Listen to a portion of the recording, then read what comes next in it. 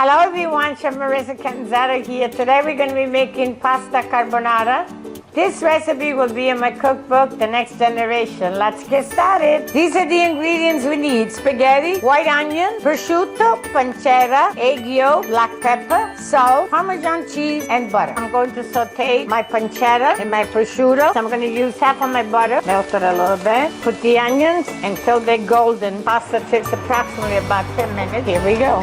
You want to stir your pasta right away, preventing it from sticking. I'm going to take a couple of ladles of the pasta water, just in case I need later. I'm going to add the onions to the pancetta and the prosciutto. Pasta's all done. I'm going to mix it together. Egg yolk. Quickly toss it together. I want to add my Parmesan cheese and black pepper. Here's our final product, spaghetti carbonara. Thank you for watching. Stay tuned for my next recipe and bon appetit.